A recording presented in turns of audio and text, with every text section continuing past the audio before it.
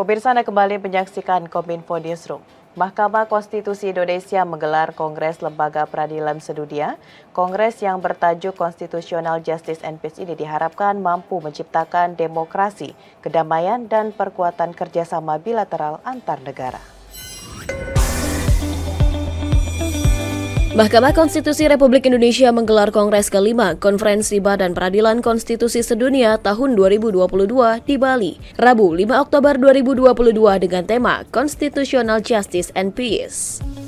Ketua Mahkamah Konstitusi Republik Indonesia Anwar Usman menyebut, Badan Peradilan Konstitusi Sedunia mempunyai tantangan dalam menjalankan roda ketatanegaraan dan penerapan prinsip negara hukum. Lembaga peradilan dinilai Usman harus menjadi lembaga independen dan imparsial. Selain itu, Anwar Usman juga menyoroti masalah hak konstitusional dan HAM warga dunia.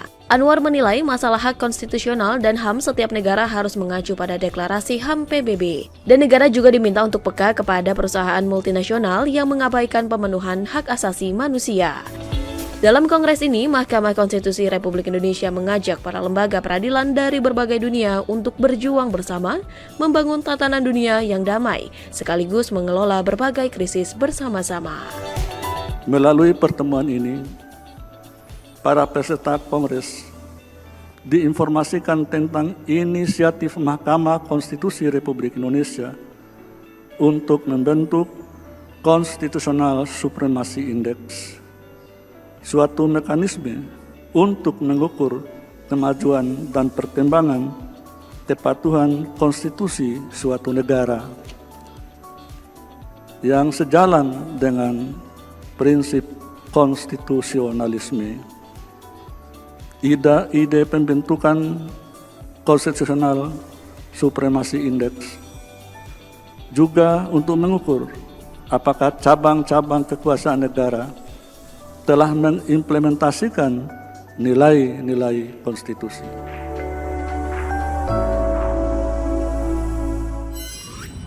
Di kesempatan yang sama, Presiden Joko Widodo mengatakan pentingnya menegakkan constitutional justice, terutama dalam mewujudkan demokrasi yang sehat di setiap negara. Presiden Republik Indonesia Joko Widodo secara resmi membuka Kongres kelima Badan Peradilan Konstitusi Sedunia tahun 2022 di Nusa Dua Bali, Rabu 5 Oktober. Dalam pidatonya, Presiden mengajak semua anggota Kongres Lembaga Peradilan Sedunia untuk dapat membentuk langkah konkret, membangun perdamaian dunia dan menegakkan keadilan serta menangani krisis.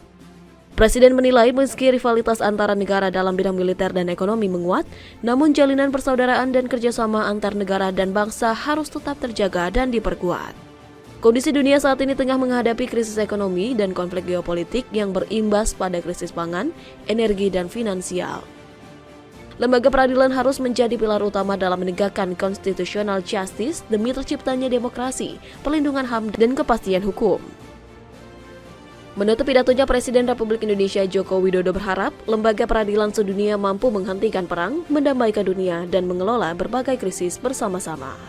Tentu saja kita ingin perang segera dihentikan dan perdamaian segera dibangun. Itu harapan kita semua. Kita harus bersama-sama berjuang untuk menghentikan perang dan membangun perdamaian. Tetapi kita juga harus bersiap untuk memitigasi dan mengelola krisis dengan sebaik-baiknya.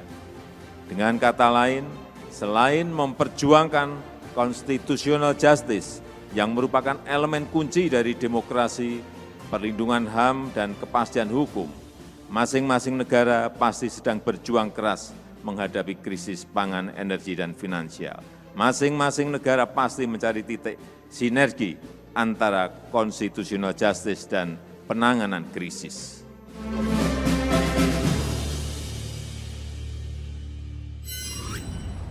Pemirsa, Presiden Joko Widodo menyebutkan bahwa ekonomi kreatif dapat menjadi solusi untuk meningkatkan taraf hidup masyarakat. Menurutnya, ekonomi kreatif bisa menjadi pilar utama untuk mendobrak pertumbuhan ekonomi yang inklusif. Presiden Republik Indonesia Joko Widodo membuka secara langsung konferensi ketiga ekonomi kreatif dunia tahun 2022 di Bali International Convention Center Nusa Dua, Bali. Dalam sambutannya, Presiden menyatakan Indonesia akan mengambil peran penting untuk membangun ekosistem ekonomi kreatif yang mampu meningkatkan taraf hidup masyarakat secara luas dan berkelanjutan. Lebih lanjut, Presiden juga menyampaikan bahwa ekonomi kreatif bisa menjadi pilar utama untuk mendongkrak pertumbuhan ekonomi yang inklusif, terlebih pada saat dunia tengah membatasi mobilitas fisik manusia akibat adanya pandemi COVID-19. Dengan diadakannya World Conference on Creative Economy atau WCCE 2022, Presiden meyakini bahwa inovasi dan kreativitas harus diiringi dengan kebijakan yang adaptif, karena ekonomi kreatif akan menjadi tulang punggung ekonomi di masa yang akan datang.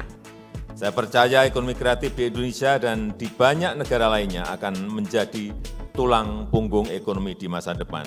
Semakin kuat dan diperhitungkan sebagai kekuatan ekonomi yang inklusif. Pengembangan ekonomi kreatif harus terus dipacu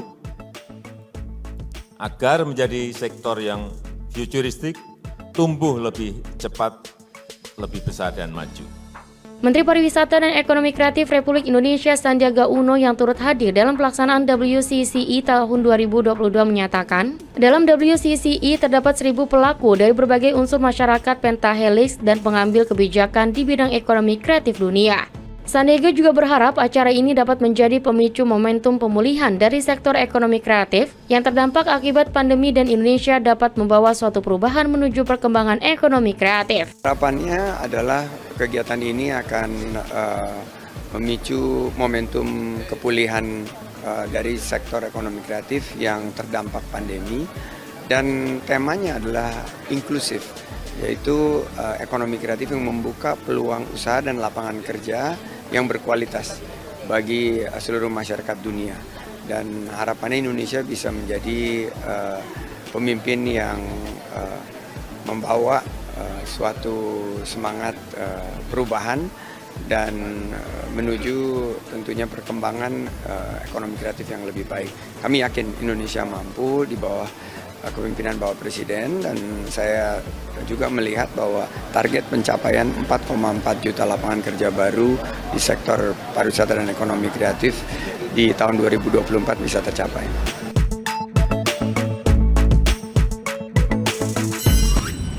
Pemirsa, peran usaha mikro, kecil, dan menengah dalam pemulihan ekonomi dan peningkatan taraf hidup tidak bisa disepelekan. Jelang KTT G20, pemerintah telah menyeleksi UMKM terbaik untuk dipamerkan saat KTT berlangsung.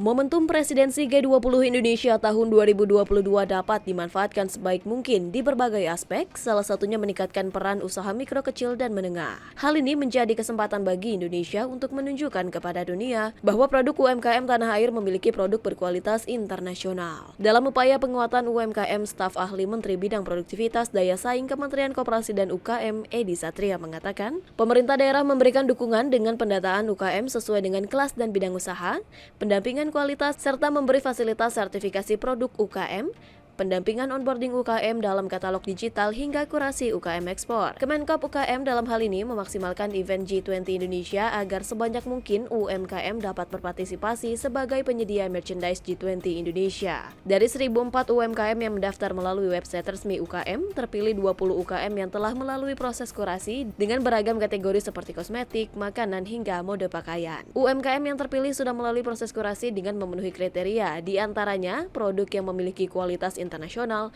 kreativitas tinggi, harga yang bersaing, dan ketersediaan produk selama G20 Indonesia. Kedepannya, Kemenkop UKM akan terus bersinergi dengan pemerintah daerah dan mengarahkan BUMN pembina UKM agar binaan UMKM yang telah terkurasi tersebut dapat berlanjut ke depannya dan tidak terhenti sampai di acara G20 Indonesia. Harapan kami tentu saja dengan kondisi yang ada, apapun itu tantangan yang muncul, UMKM kita bisa tetap resilience ya, tinggi, dan memang kita harapkan kelenturan-kelenturan yang memang tidak dipunyai sektor lain ini bisa dimaksimalkan teman-teman pelaku usaha UMKM yang mulai ini bisa seluruh sektor kita manfaatkan, dan juga tentu saja sebanyak mungkin kembali menyerap tenaga kerja, dan tentu saja untuk G20 ini bisa menjadi etalase kita keluar, orang-orang bisa melihat Indonesia bukan hanya, kalau dari makanan bukan hanya rendang ya, tapi ada hal-hal lain yang memang belum tergarap.